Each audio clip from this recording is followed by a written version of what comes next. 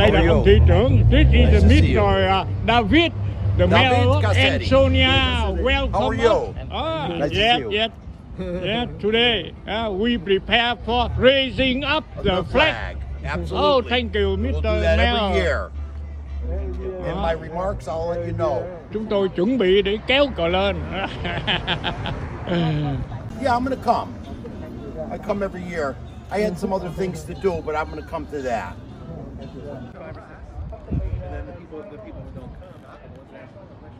Đây là những lá cờ để chuẩn bị kéo lên. Đặc biệt hôm nay chúng ta thấy có cờ của người Ukraine đây. Điều này đã chứng tỏ gì cái người dân Hoa Kỳ người ta ủng hộ cái xứ Ukraine để chống lại người Nga. Đây là đặc biệt thấy không? Đây là là tòa thị trấn của thành phố Ansonia. Cờ sẽ được kéo lên lúc 12 giờ. Thì mở đầu chương trình chúng tôi xin kính mời thầy Minh Đức, thượng tọa Thích Minh Đức tuyên bố lý do. Kính thưa ông David Cassidy, thị trưởng thành phố Ansonia, cùng tất cả các vị hội đồng thành phố, kính thưa quý đồng hương, cùng các cựu quân dân cán chính quân lực Việt Nam Cộng Hòa và các cựu chiến binh thân. Hôm nay ngày 30 tháng 4 2022, chúng ta cùng có mặt tại tại tòa thị chính thành phố Ansonia, được hội đồng thành phố Ansonia như năm vừa rồi làm lễ thượng kỳ. Trước tiên chúng ta chào cờ Hoa Kỳ là quê hương thứ hai đã bảo bọc cho cộng đồng người Việt tha hương chúng ta với kiếp người viễn xứ. We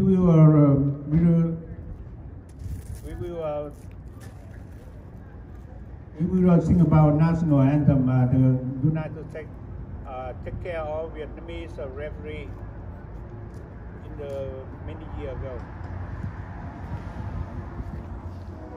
Và kế tiếp chúng ta được thượng lá cờ thiên của chúng ta, hằng yêu quý nhất của người dân Việt yêu chuộng tự do. Giờ đây xin được long trọng tuyên bố buổi lễ thượng kỳ sáng hôm nay.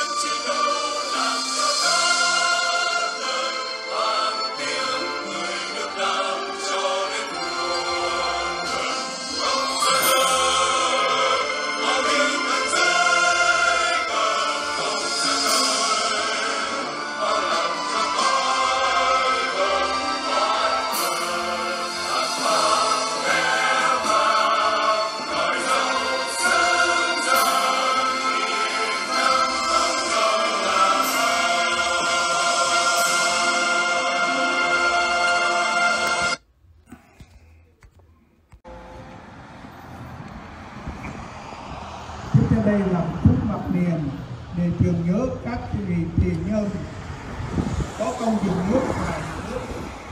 Một phút mặc niệm để tưởng nhớ các chiến sĩ và đồng bào đã hy sinh vì Tổ quốc. Một phút mặc niệm để tưởng nhớ các đồng bào đã bỏ mình trên chuyến đường vượt biển tìm tự do. Một phút mặc niệm để tưởng nhớ các chiến sĩ và đồng minh đã bỏ mình trong lý tưởng tự do. Ladies and gentlemen, now one moment of silence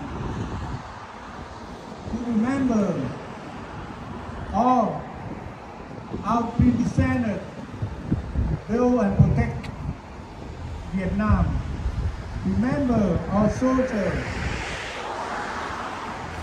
men and women who died for freedom in Vietnam and democracy. One moment silence to remember all the officers in the education camp.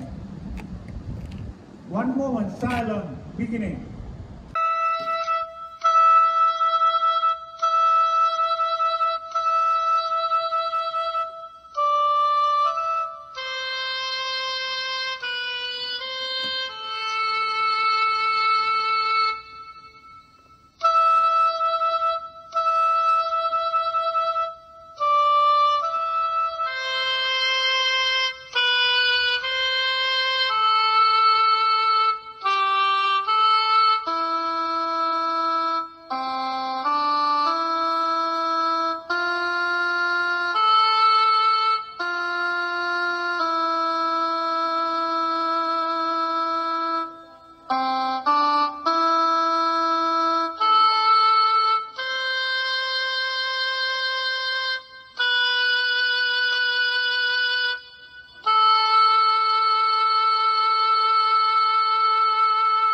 Silent at the end.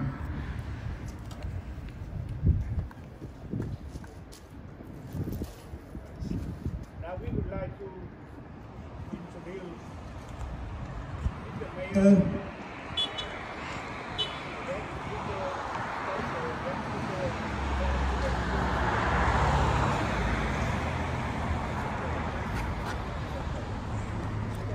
Good afternoon, everyone. Thank you for all attending as we commemorate the 47th anniversary of the conflict in Vietnam that ended.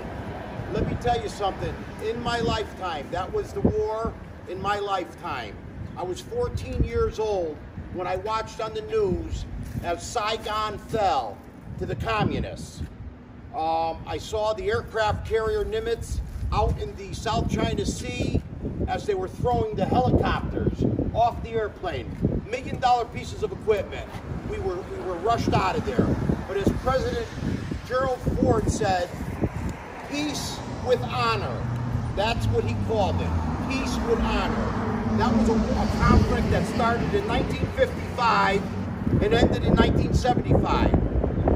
I believe that it is one of the longest wars America has ever fought, even though we didn't get involved until 1965. And whereas we lost 58,000 Americans in that war. But that was a small compared to what the Vietnamese, the North and South Vietnamese lost. Close to 3.5 million people, either military or civilians, were lost during that war. On the wall behind me are the names of 8 names of residents of Ansonia who gave their life in Indochina. 3 of them individuals I knew personally. They were my paper boys when I was a little boy, 8 years old, 7 years old in 1967. And I forever am grateful for them individuals who gave their life for the American military. You know, as you look at Vietnam now, if you look at Indochina, I do a lot of research. That is probably perhaps one of the most beautiful parts in the world as a country. North Vietnam and South Vietnam are now one. And Hanoi, or Ho Chi Minh City as they call it, is a real beautiful sight. The streets and everything, very clean and pristine, as is the countries next to them, such as Cambodia and Laos and Thailand. this is a area of the world that's really beautified, considering what it went through almost 45 years ago. But today, I want to thank the Asian community for the city of Ansonia.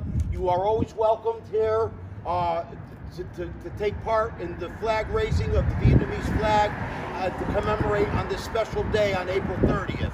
So with that, I know tonight you have celebrations, which I will be attending. I'm looking forward to it. Thank you for having this, and have a good day.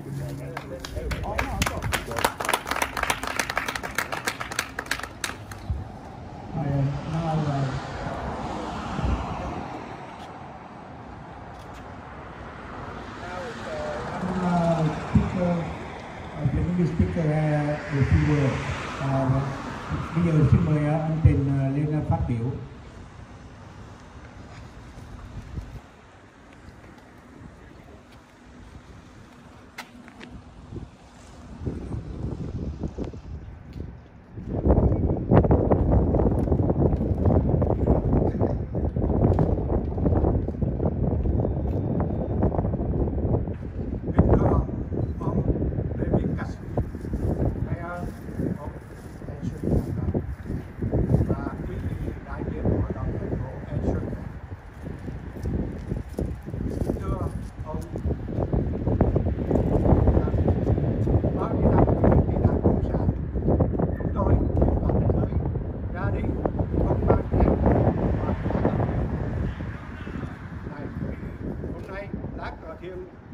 Đã được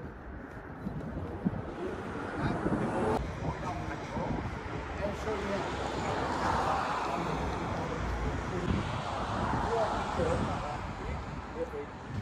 ngày này 47 năm trước, một biến cố đau thương đã đến với Việt Nam chúng tôi. Miền đất hiền hòa, yêu chuộng tự do. Buổi lễ thượng kỳ chấm dứt.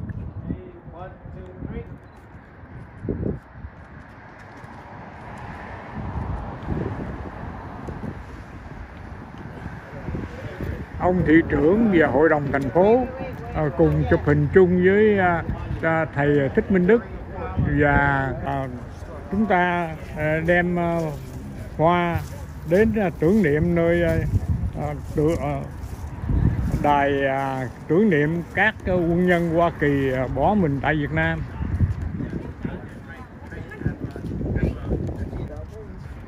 It's only fitting as we end the ceremony for the 8 individuals, not only for the other wars, World War I and II and Korea, but today for Vietnam veterans. As I stated, Ronnie Ash, Eddie Tishka, and where is he? And Danny Foster, who I knew personally as a kid growing up.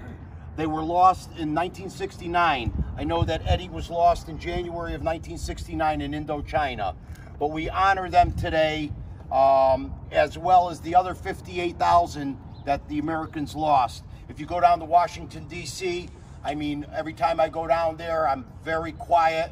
As you walk through, you can't hear a peep from anybody. Just a ton of people looking at them 58,000 names engraved on the wall down in Washington, D.C. It's really moving. It's really, really moving. Every time I go there, I make it a point to go there. But today, we honor the 8 individuals from Ansonia, or 9 rather, I'm sorry, the 9 individuals from Ansonia who lost their lives in Indochina during the Vietnam War. Yeah. We would like to, on behalf of Vietnamese community today, we would like to say thank you, Mr. Mayor, and we would like to say thank you, Council. I would like to say thank you all 58,000 American soldiers. They sacrifice their life for our freedom and democracy. Thank you very much. Thank and you. God bless America. Thank you.